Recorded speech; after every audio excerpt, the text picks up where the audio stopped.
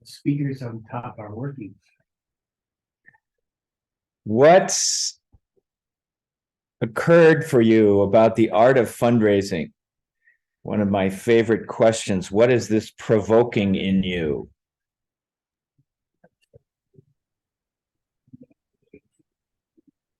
Well, I'd just go ahead and say, for me, it's, what we just mentioned yesterday, it's the key was finding the right people and how to do that effectively. And if it's not being an intrusive ask, it's like you have to be in a place where you can hang out with them. Either, and the question is how to do that in person or via Zoom. And obviously in person, works wonderfully. Zoom is a little more challenging.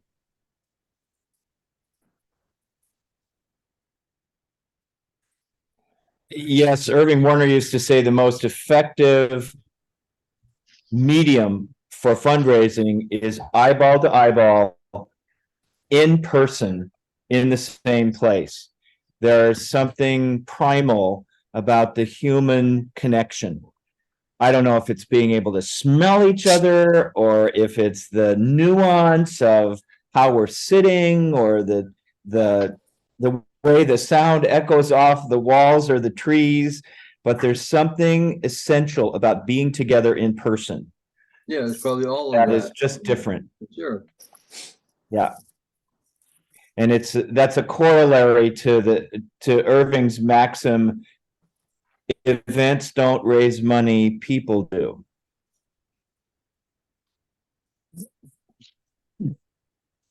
Someone else sitting with you, what went over yesterday and your personal process about the art of fundraising. I'll just say I found it inspiring, and that's, of course, you're very skilled at that. You've had a lot of practice getting people jump started, but I enjoyed it, and I felt like a lot more hopeful, especially in the second session when we were talking, and you had a lot of stories about people that had gone from living in their van on food stamps sort of lifestyle to being able to create something sustainable and magically wealthy. And so I'm just all ears. That's all I have to say. I'm moving around a little bit with my cell phone. I hope that's not going to bother anybody. So far, so good. Okay. Any questions that have come up for you out of what we presented yesterday, or something you came in with that you'd like to address?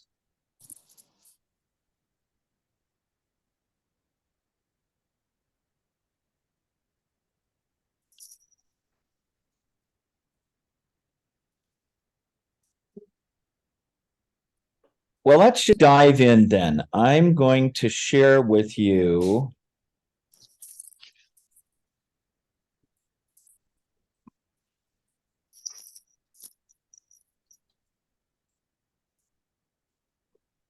a deeper introduction to the 7 questions. We talked yesterday about engaging in conversations that are like doorways, like garden gates that enter into the garden of dreams, that give you specific topics that you can bring up in a conversation that lead you through a sequence designed to engage and inspire people about what they care about. This is all constellated around the process of dreaming up a life worth giving. Each of us in our own way is a creative dreamer, because part of what it is to be human is to create meaning. And it's up to us to create that meaning. One of my great inspirations in life was reading Man's Search for Meaning by Viktor Frankl, who was famous for telling the story of being inside a concentration camp during World War II. and noticing who died and who didn't die. And one of the things that he noticed was the people who were able to create their own meaning survived better than people who surrendered to the meaning of the horrors that they were living through.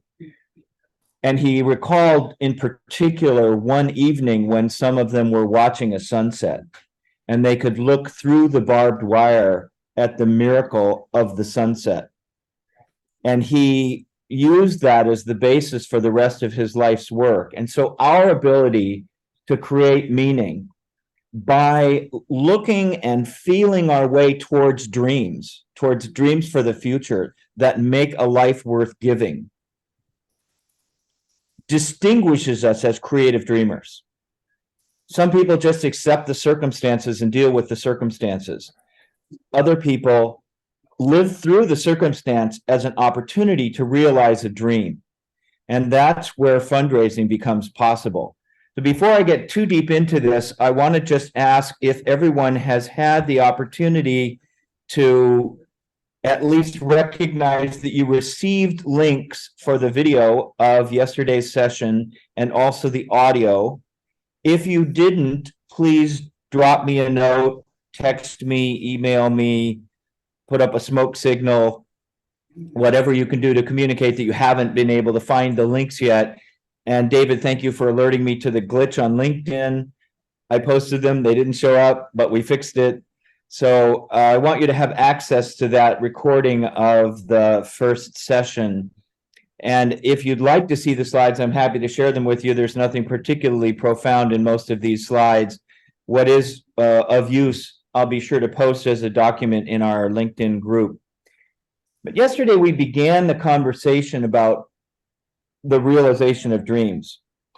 And in our VIP session, we talked a little bit about the felt sense of knowing that there's a dream emerging, but not yet knowing what it is. For example, you're dreaming that you can raise the money to create a campus or a building or a facility for the project that you're working on. And Lynn Jackson was with us briefly yesterday. Her legacy goes back to 1857.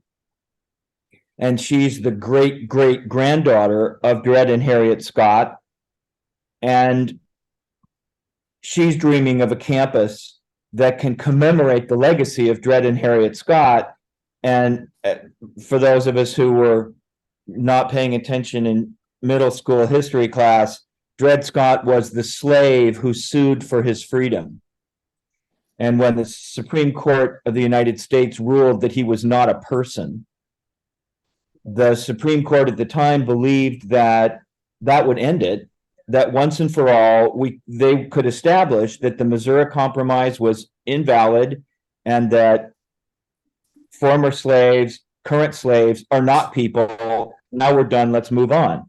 Well, that's not what happened. What happened was the Civil War, and we're still living in that legacy of what does it mean to be a person, and do people of color or people of different genders or different preferences and persuasions or religions or cultures of origin have all the same human qualities that other people have.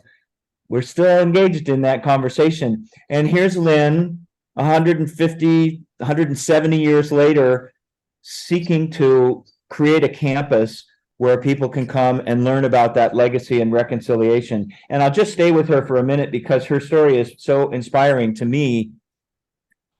What she does with her life, Dred Scott was owned by the Blow family. And the Blow family changed their mind during his lawsuit. He sued them for his freedom in Missouri and lost. And he wanted to appeal that case. And the Blow family decided that he could really have something worth inquiring into here. So they paid for all of his appeals to go to the Supreme Court. The Chief Justice at the time, Justice Taney, was absolutely convinced that he was wrong. This ruling was going to finish it. The Missouri Compromise would thus be invalidated, and we'd be done, and we'd have a separate racist society from then on. Fast forward 150 years, what Lynn does with her life is she gets together with the descendants of the Blow family and the descendants of the Tawney family and her associates, and they convene these conversations about tolerance and justice and reconciliation to demonstrate that this is a conversation worth having. So she's creating a campus where that conversation can persist. Each of you, in your own way, is doing something similar with your dream. And at the top of this image here, this circle that I call the 7 C's, is the phrase confluent intuition. And what I mean by confluent intuition is that you have a felt sense, an intuition that a dream is emerging that's not consistent with the circumstances. It's something different, it's something new, it's something better. And you can feel it. You maybe don't have words for it yet. Maybe you don't have your elevator pitch down. You know, Abby is a wonderful spokesperson for the dignity of formerly incarcerated people. And yet, if you ask her to do the 30-second elevator pitch, it doesn't always come out the same way. It's not polished. It's one of the things I love about how she's implementing what she's doing is she's sincere. She's homegrown. So you have this intuition, you can kind of talk your way around it, and you move forward to creative imagination, to saying, okay, if this sense that I have about working with formerly incarcerated people is valid, then how would we do that? How would we reach out to people in our area? Or if your image is to create a campus where people can come to explore the possibilities of consciousness and living in harmony with the earth, how do you describe that? What does it look like? Is it a garden? Is it a campground? Is it an Airbnb? Is it a workshop space? How do you imagine that this could be? And from those creative imaginations, this is what some people call scenario planning, the what if phase. You develop careful intention. And by careful intention, I mean you have to be very careful what you ask for because you might get it. And you also have to be very careful about what you don't ask for because the dream stream will swirl around and fill in the spaces that you leave unspecified. And so you'll get something that feels like or sounds like what you thought you were talking about, but it turns out to be different. One of my sort of embarrassing or heartfelt lessons in this came from after I got divorced in 1987. I met the woman of my dreams.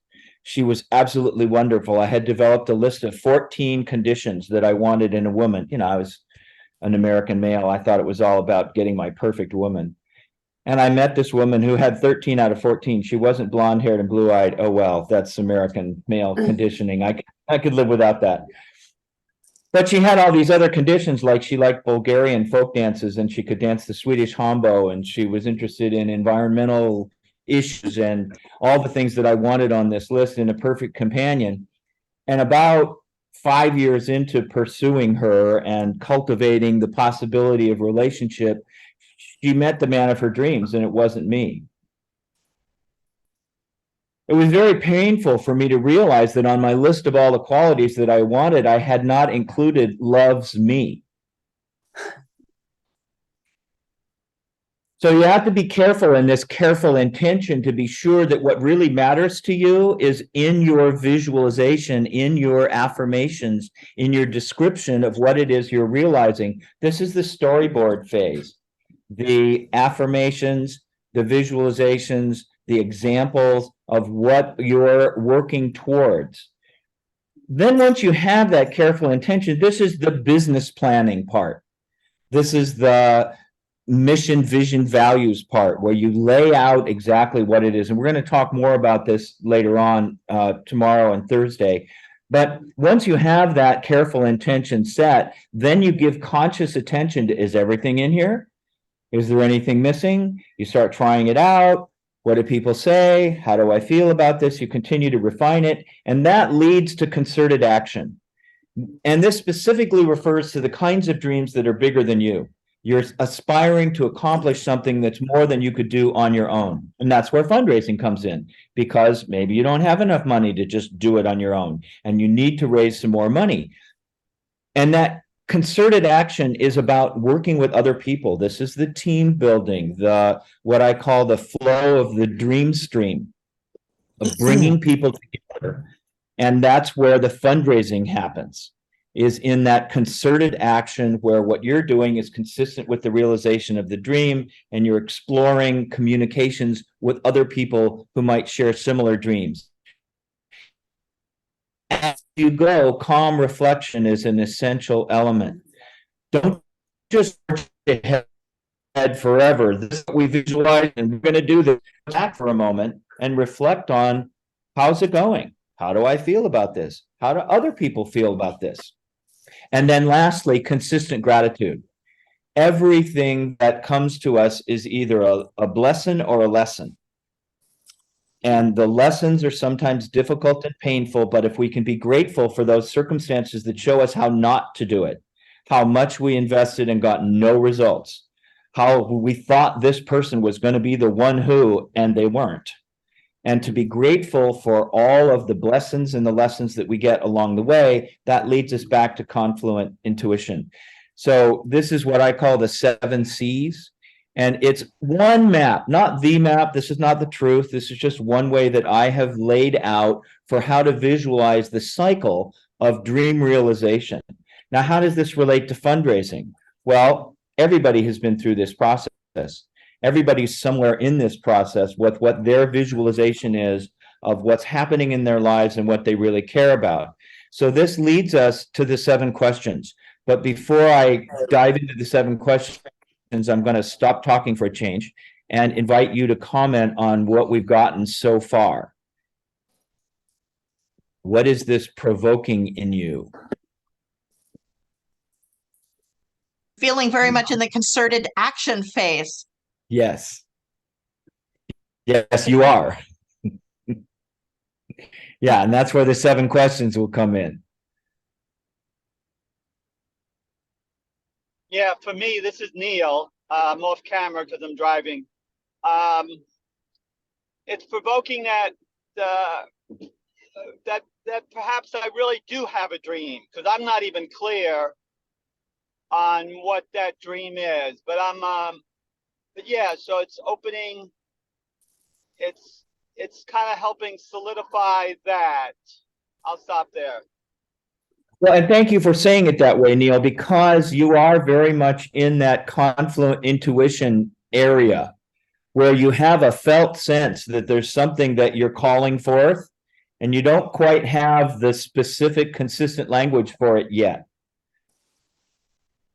So that's where we start. That's where the cycle begins, is in that felt sense of a dream is happening to me. It's not just that we do it. There's an upwelling that happens coming out of the dream stream as a artesian spring that bubbles up spontaneously through synchronicities and coincidences and symbols and recurring situations and recurring challenges. So that's having that felt sense. And it's one of the reasons that I come to your twice a month Thursday calls whenever I can, because I'm fascinated to discover how is this going to unfold. Yeah, thank you. And thank you also for, thank you, I got that. And thanks for explaining the Dred Scott, because I actually did not know, and I meant to look it up. And as life goes, happen, it eluded me. And that is huge, that what that woman is keeping that legacy going the way you described is really, really beautiful and brilliant. Thank you. Yeah, thanks. Another thing. Someone else? Yes, David? Yeah, it comes to mind is I have a number of projects, in some instances, big projects taking place, but then it was rolling. But then within that is another opportunity to do the cycle. It's kind of like a process within a process. Yes. So this is useful again, and you can go probably several layers down. Yes. Very much so. Having a little trouble with my computer here. I'm trying to admit someone and it's not letting me let them in. There we go. Absolutely. Say more about that, David. Well, for example, I'm working on a project right now, which is setting up a shelter, a girls' shelter in Africa, and for female genital mutilation situation. And within that is also inspiration around education that can be taking place and other activities. But it's kind of like the same process with each of those that would be very beneficial to go through. Yeah, thank you. I'm so inspired by the projects that you people are taking on. Homework tonight, I'm going to give you an example of an outreach to someone who might be able to support what you're doing. And your homework will be to adapt this approach letter, or it's usually an email these days, to your own project. We talked yesterday about when we get to this concerted action area, with whom do we engage in conversations? If you were to make a list of 5 people who are the most likely people to be able to support you, who would you put on that list? And once you have those names and ideas, how do you reach out to them? How do you initiate these conversations? If it's someone you know, it's easy because you just call them up or you send them an email. If it's someone you don't know, then it often works to have an ambassador, a center of influence, who is someone who has name with the other person. Trying to get Mackenzie Scott. If you don't know somebody who knows Mackenzie Scott, it's going to be a difficult time. But if you're trying to get to someone in your local community who is a known philanthropist, perhaps you know someone who knows them. And so the first step is to approach them and to ask for a conversation. One of the unique approaches to the 7 questions approach is that we don't ask people for money. We ask people for their advice. And it doesn't have to be the word advice. Could be opinion, could be talking with them, could be having a chat. However you phrase it, you play around with it and see what you're comfortable with. But the idea is the old axiom: if you want advice, ask for money. If you want money, ask for advice. And behind that is the recognition that when you ask people what they care about and ask them to talk about what they care about and to talk from what they care about, they're often very eager to give you their advice. Now, this approach to fundraising doesn't always work. It's important to be honest. Sometimes everyone you talk to gives you the advice of, I'm not interested in this, we can't do it. I mentioned yesterday the Rocky Mountain Institute. When I started working as their first development consultant to propose the idea of this institute, I talked to 30 people, and some of them were very well placed, multimillionaires who had foundations that gave away hundreds of millions of dollars. And every single person I talked with said, no, I won't give money, and no, it's not time to start this yet. They should be public speakers and talk about the idea for a while, and then you can circle back around once the idea has crystallized. It was very difficult to have to bring that news back to my sister and tell her that it wasn't time for her to pursue that idea yet. They fired me, of course, and said, you're the problem. But what happened was they actually did what everyone was telling them to do, because nobody would give them money yet. So they spent 2 years giving lectures and talks and pollinating the grapevine to talk about what they were doing before I was able to circle back around to some of the people that I talked with, one of whom was a man named Michael Stranahan, who lived in a trailer in Woody Creek near Aspen. and drove an old beat up Honda Civic. And his idea of a good time was to make Indian fry bread in a cast iron skillet and share it with friends. What many people didn't know was that Michael Stranahan and his brother George, who introduced me to him, owned Champion Spark Plugs. And we referred to Michael affectionately as Chairman Michael, because when I talked with him, he said, no, I wouldn't give money, and no, I wouldn't join the board. But he said, please keep me posted on how it's going. So I would meet with him every few months for coffee and just chat about what was happening. And at one point I asked him why he had said he would not join the board. And he said, because if I joined the board, I would probably want to take over. He said, I like what you're doing and I like to be in charge. And so please keep me posted on how it's going. Well, to make a long story short, after about 6 months, he did join the board, and he eventually, about 6 months later, accepted to chair the board. We were trying to build a building and we needed $150,000. He said, I'm not ready to give you $150,000, but would a letter of credit help?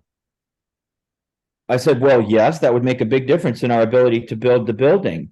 He said, I can take care of that. You'll have the money by Friday. He called his bank. They issued a letter of credit. And that was how the first building for the Rocky Mountain Institute got built, with the guy who said, no, I'm not interested. I won't give you money. It's too early. So sometimes it takes a while and sometimes it never happens. But the opening the conversation to ask people for their advice is a way of developing relationship.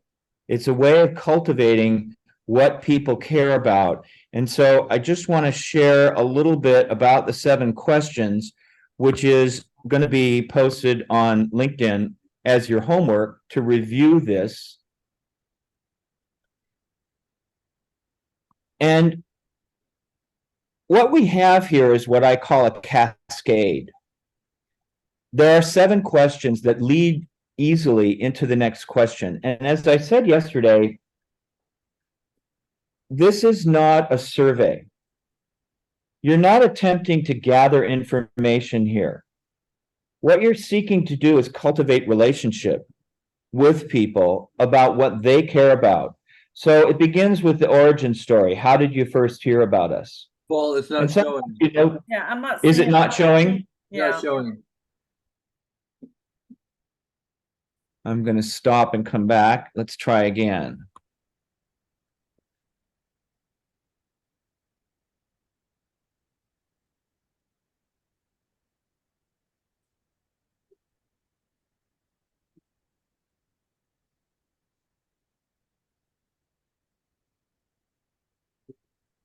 Still no screen?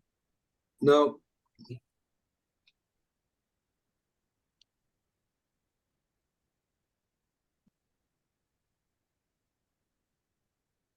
Well, maybe I'm not going to show you.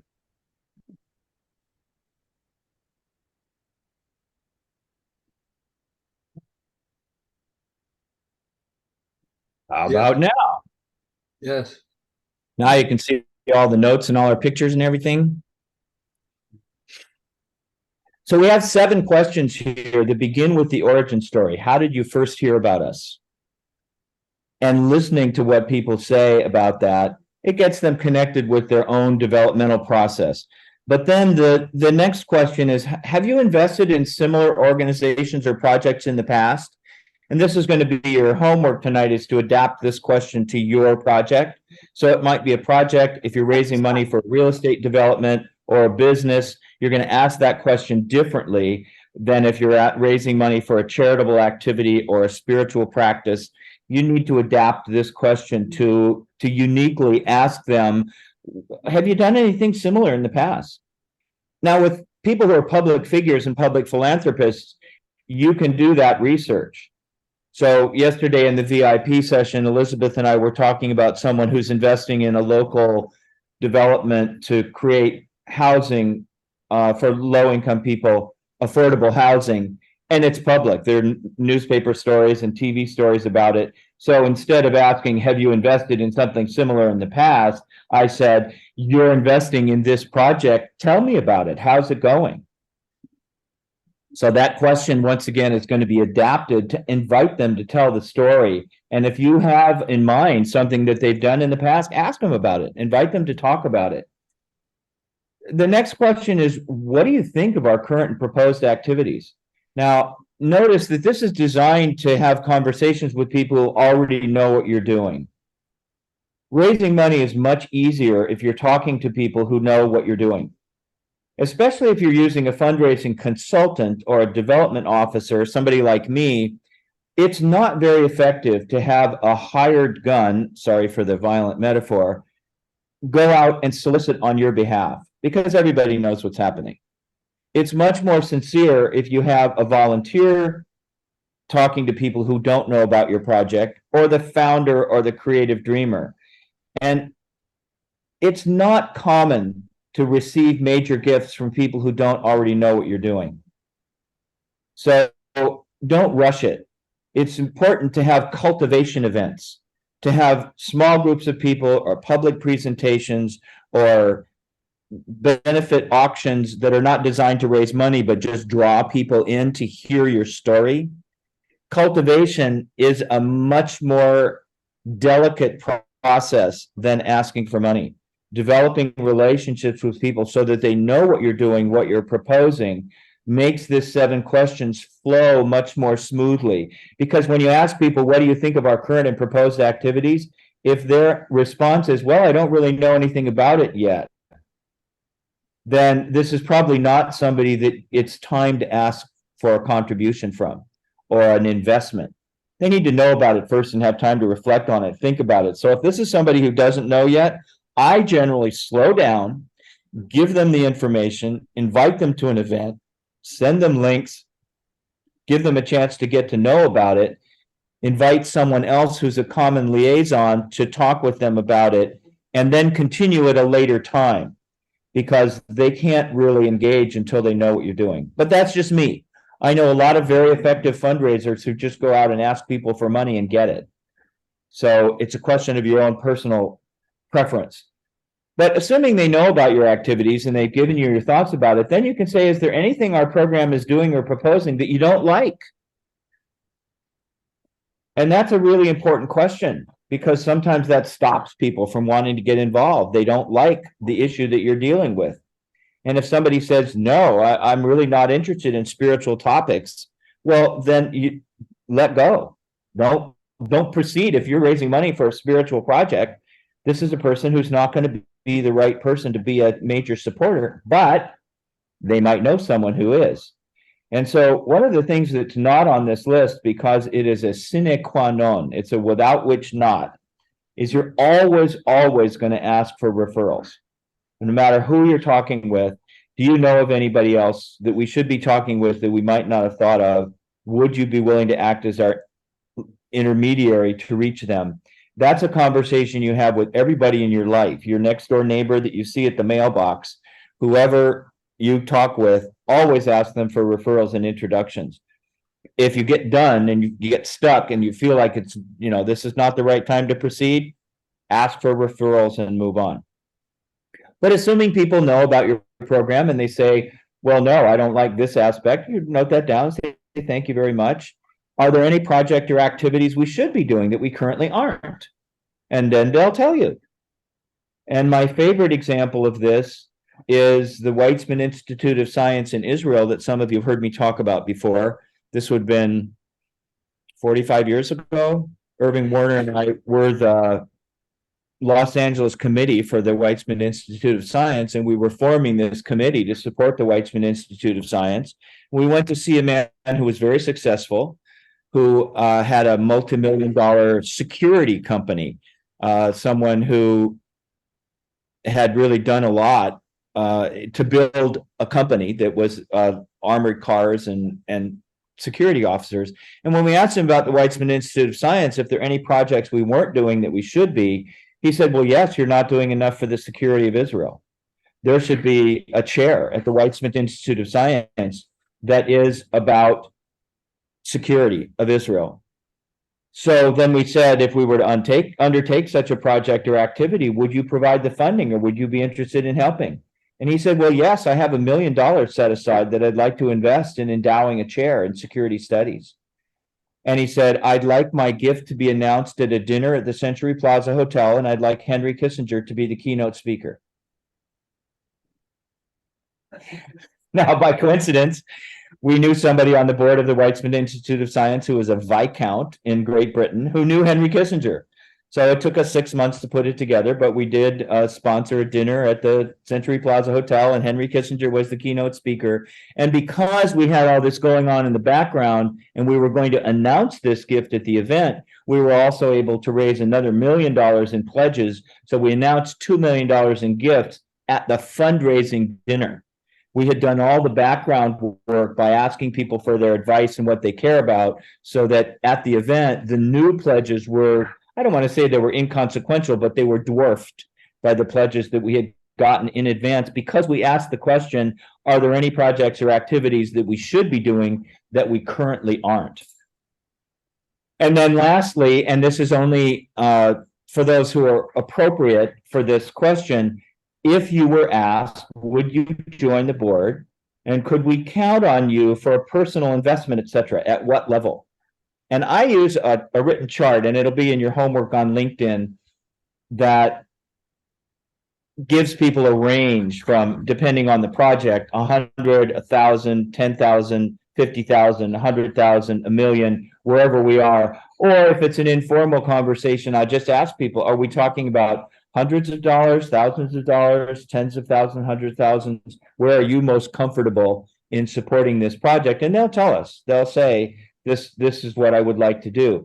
Now, this 7 questions conversation, once again, is asking people for their advice. It's not asking people to make pledges or contributions. I'm just asking people, how would you feel, or at what level would you be most comfortable with? Or could we count on you for a personal contribution, and at what level? I'm not asking them to write a check today.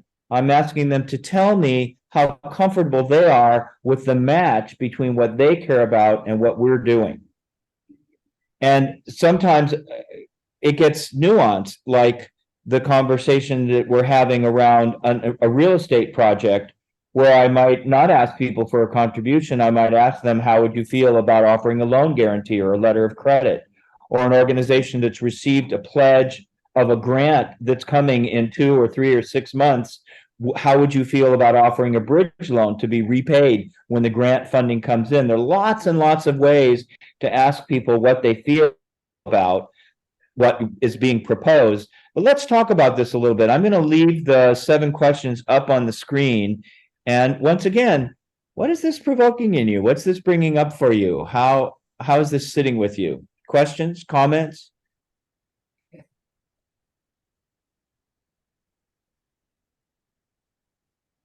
I have a question. Can you talk a little bit about, when people have money, I think they're used to getting asked for it, right? Yes. And I think for people like myself, who I haven't had a fantastically abundant amount, so I'm not used to people asking me for it. Can you talk a little bit about that, about what their experience, what is the common experience? They're probably expecting you to ask them for money. So can you just talk about that a bit? Yeah.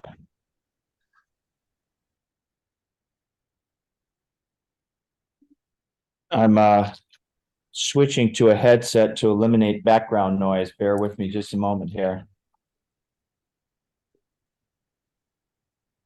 We can't hear any background noise, just so you know. Can you still hear me? Mhm.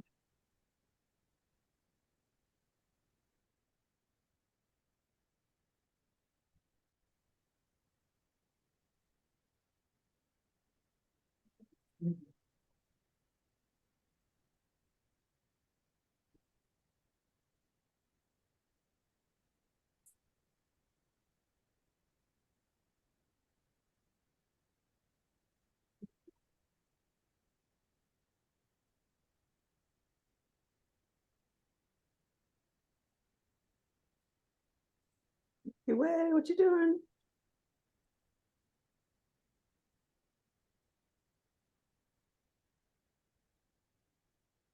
Can hear you fine before, Paul. Oh, good. Okay. Sorry about that. Did we lose our image there? Yeah, we're just all looking at each other. Okay.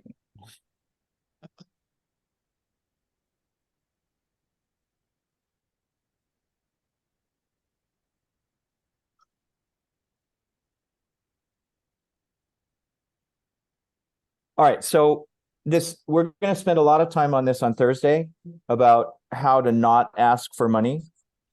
And this is why fundraising is an art, not a science. There's no formula that if you do this formula right, it will work every time. It's an intuitive process of how comfortable do you feel about the match between what this person cares about and what you're raising money for.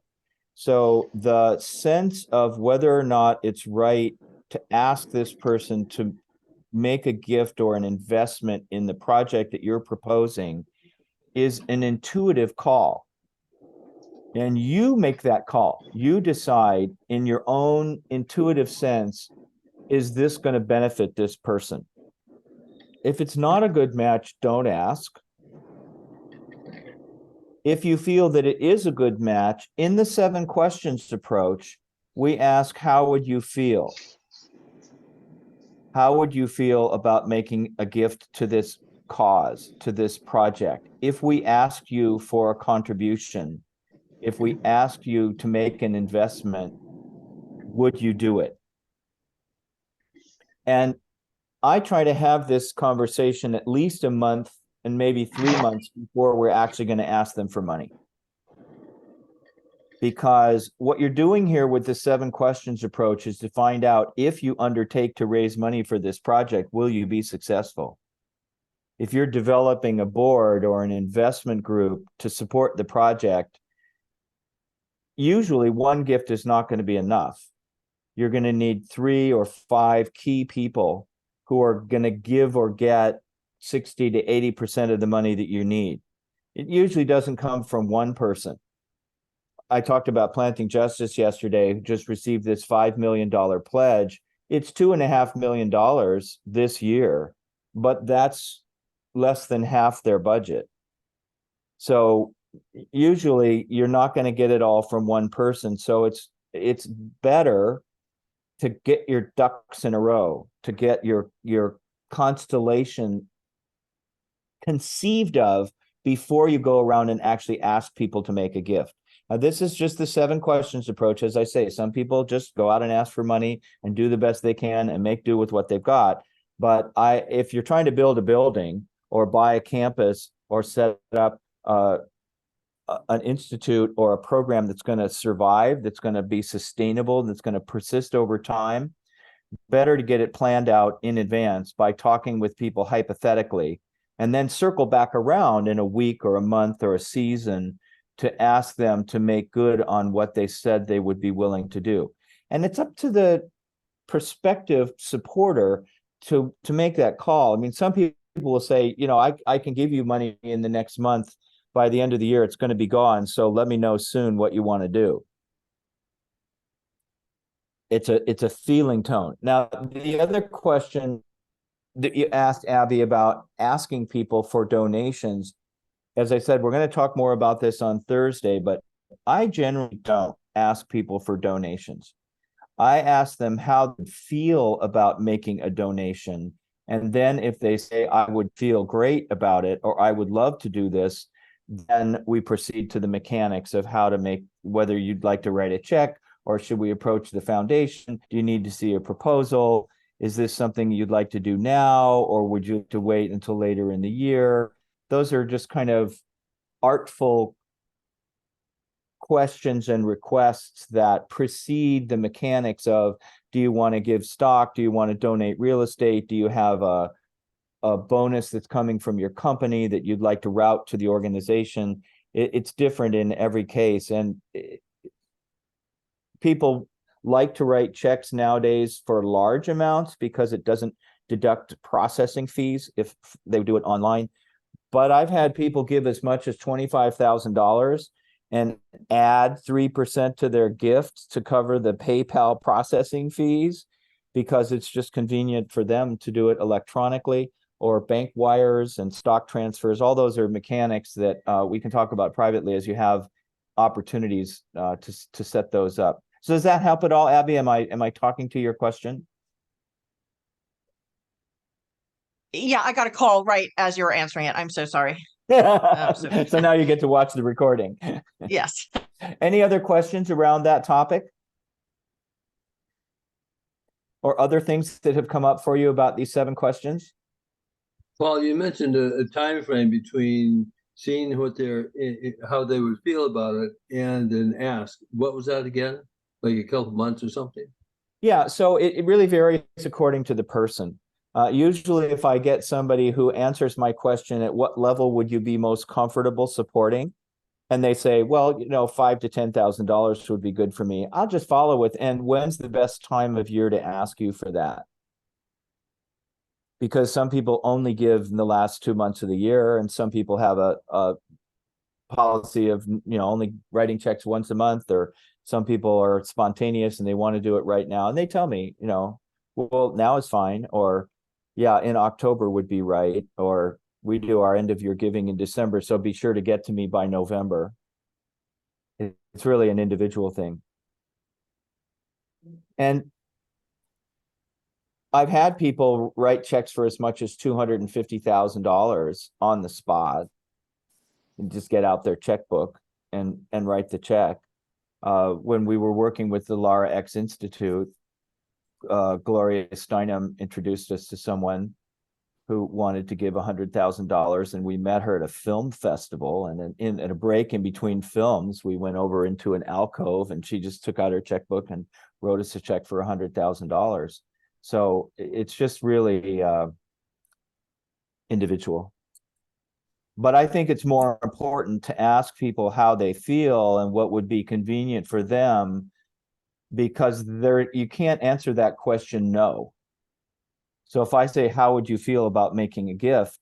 And they say, well, that feels okay to me, then that opens up a bigger possibility than if I say, I'm thinking of you for a $10,000 contribution. Can you do that today? Then they can say no. But if I say, how would you feel about it? They give me their honest response about how they feel, and then we proceed without having put them on the spot. Other questions? Yeah, Sean. Yeah, Paul, just more about like asking for specific things within your question. Like, I have this, funding for staff or whatever, like how to approach kind of chunking down the question into more specific items that you're looking for, or specific sort of money for certain aspects of your So large, this is larger vision. the menu approach of having laid out the different opportunities that you have to build a cabin or plant a crop or buy a shovel. People love to have a shopping list of what their donation would pay for. And so having a list of levels of what people can do is very useful. If you've laid out your wish list of all the things that you'd wish you had money for, then it sometimes can be very useful to print that out in a 1-page or half-page form, or to have it up on your website. You see this with the children who are starving in some region of the world, where 50 cents will buy a meal and $10 will feed them for a week, and that on up to $100,000 will build a clinic. That's very useful to have that segmented, and to talk with people about what do you resonate with here? Are you really most interested in growing crops, or are you interested in an education program, or we're talking about developing a pay what you can afford cafe that people can come to? What feels like the best match for you? Or so the person you're speaking to could, may not be able to donate a huge amount of money for a massive amount or a massive part of the project, but the person in front of you could afford something smaller, or just to kind of gauge what they're, what they can afford, or what they would, right, what they're capable of donating, I guess. And so having suggestions for what different levels of contribution will provide is useful in that regard, so that you can find what people resonate with. I don't mean to pick on Planting Justice, but when we started the Canvas program for Planting Justice, where we had 3 to 5 people out on the street every day soliciting contributions, we created a $7 a month sustainer program. And it's pretty hard to say no to $7 a month if it's something that you care about. But $7 a month is $84 a year, which over 2 or 3 years is $200 or $300, which for a stranger solicitation is pretty good money. And so having a low entry point and working up over time, you know, I think the phrase now is upselling, of getting people engaged and then coming back to them 3 or 6 or 12 months later and getting them to increase their level of support. It is very effective also.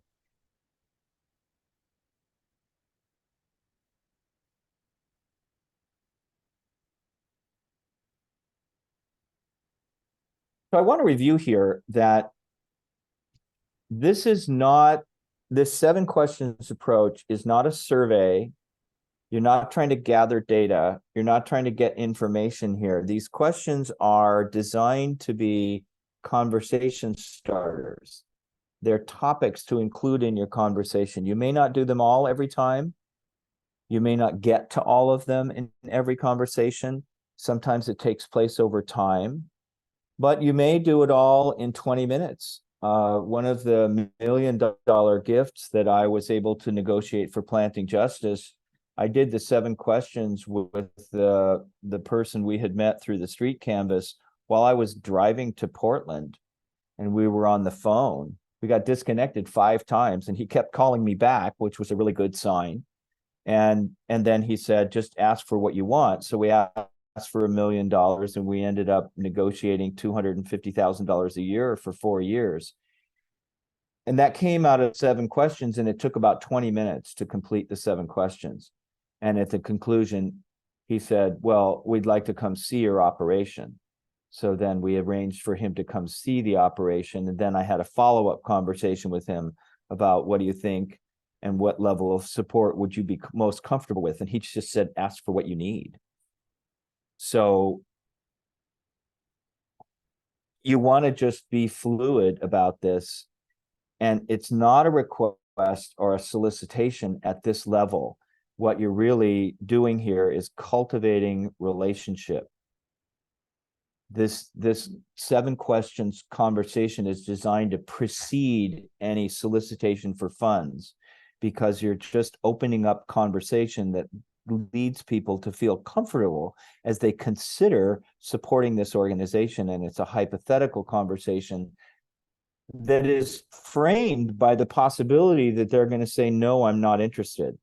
No, this is not something I care about. And that's really important to know, because then you don't badger those people. You don't push them in a direction that they don't want to go. It's much easier to support people in realizing their heartfelt dreams than it is to try to get them to do something that they don't want to do. And it's much easier with people who already know about your project. So if you're reaching out to people who don't know what you're doing, take some time to make sure that they do know what you're doing, but do that in the context of what they care about. Do a little research, find out what they've supported in the past, set up a time to go talk with them and ask them about what they've done in the past. And there will be openings along the way there. They will ask you to tell them more about what you're doing. Or if you've got a project that's well known locally, people know about it. Maybe they don't know about this aspect yet, but get them to talk about why they're interested, what they like, what they don't like, what they wish you were doing that you're not doing, what they wish you weren't doing that you are doing. Have those conversations as context. And this gets to Abby's question about how do you ask for money? My simple answer is you don't. You have preparatory conversations that are about learning about what people really care about long before you broach the subject of money and what they could do to support. And not every question is appropriate for everyone.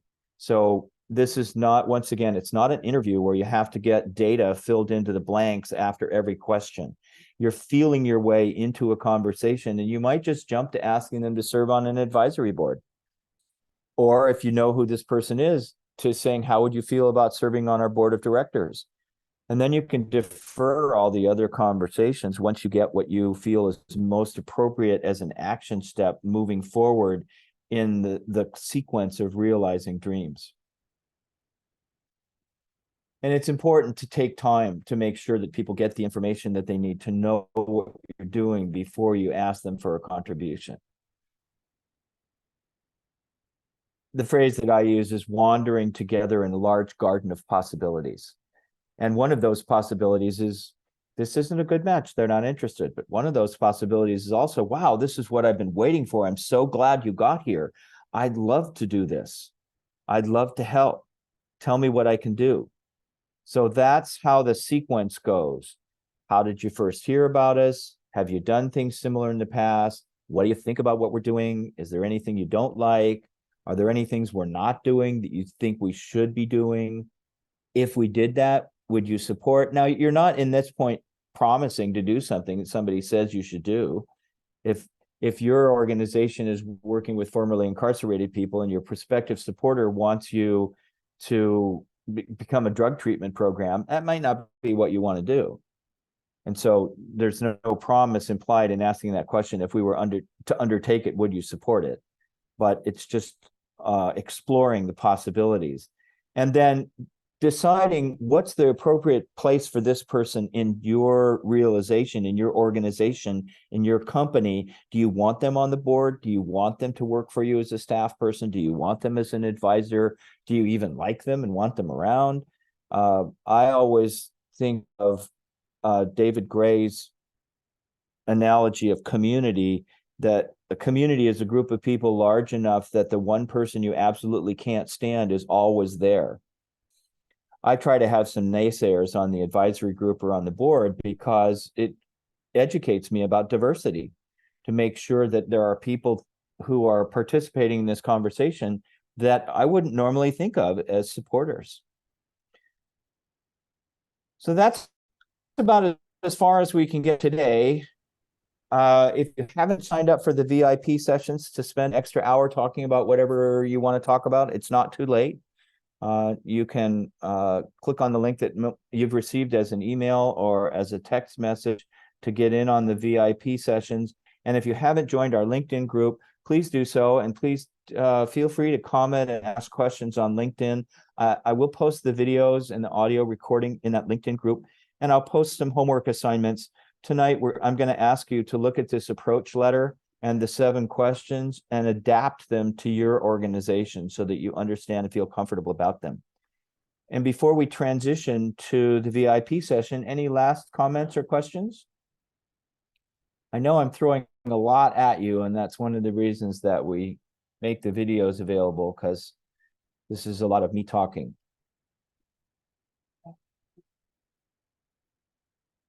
I think you're muted, Elizabeth. There we go. I was just going to say it's all good. And I'm going to transition out now. Thank you. Thank you very much. We're going to end this call. It'll be the same link for the VIP session for those of you who are signed up. And I look forward to seeing you again tomorrow, same time, same link. Tomorrow we'll be delving more deeply into the 7 questions. How do you ask these questions? Who do you ask them of? All right. Peace be with you. Keep on realizing those dreams.